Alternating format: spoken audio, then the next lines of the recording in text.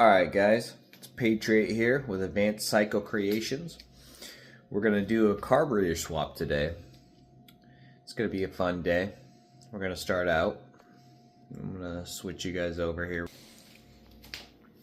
So, here is the carburetor that we've got on there now. It supposedly is a race carburetor. I don't really feel the race carburetor in it. It's not very big. It's kind of small. It does get the job done. It does make the motor run, but we're going to swap that out. And in doing so, we got to get rid of this piece right here.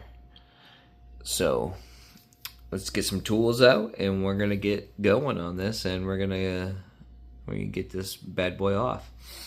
But let's go ahead and take a look here at the new carburetor. Now, right here, serve to your spare parts. Alright, so this is a motorized racing carburetor, high flow air filter. Now let's open this bad boy up and take a look. Alright, so this is the race carburetor. As you can tell, it's a lot bigger. It's got a nice fancy air filter on there. Now this one, as you can see right here, that is the intake. It's about the same size as the other one. I'll show you on the other one once it's off. Yeah, I've ran one like this before, so I know it works. Yeah, let's get going. Alright guys, this is the piece that you're going to need to buy. It takes the carburetor and moves it from its position on the motor so that it clears your back frame. So as we go over here, so this is that piece I was talking to you about right here. This guy right here is going to bolt in there. So it's going to move that over to this side. So that way the carburetor will move very easy, or will be easier to use. Shouldn't have any problems with airflow or restriction or anything like that. So this is the piece that you're going to need if you want to do an upgraded race carburetor.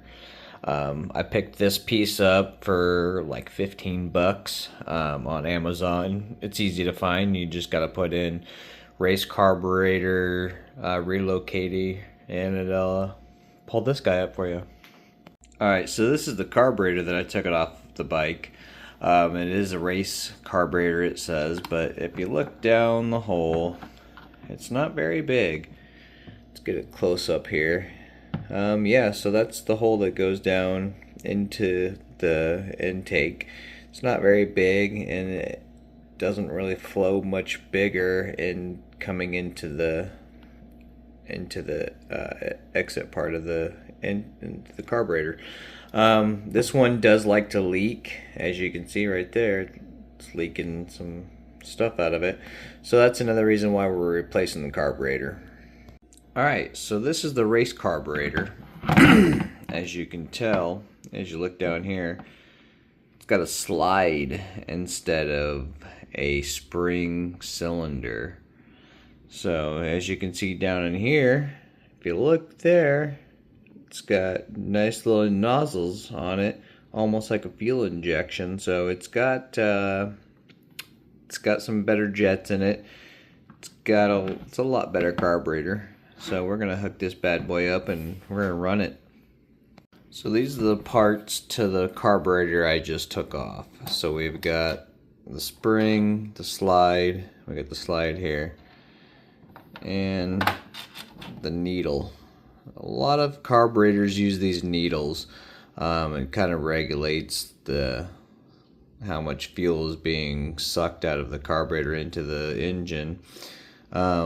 But I've got this one set in the middle notch, so I know it runs. So if I need to, I can always run back to this carburetor I just wanted to kind of show you what the little parts that are coming off of the carburetor look like.